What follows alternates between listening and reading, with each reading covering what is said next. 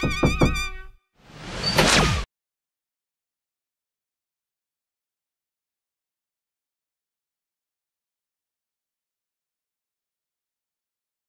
професоре, това ето поражда следващия въпрос. Тоест има приоритетен момент. Разбирам, но какво ви подтикна да направите тази напитка?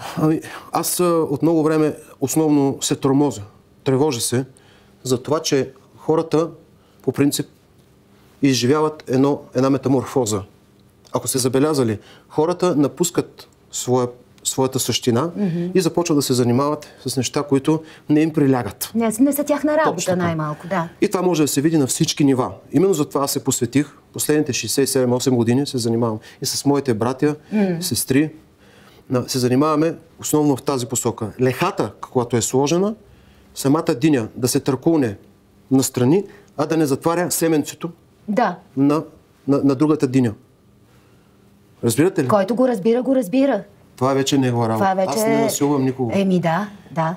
Точно така. И по този начин цялата структура, мантинелната инфраструктура, която се изгражда от тук, през Сърбия, като стигнем до Черна гора, това нещо няма как да се размести. Така.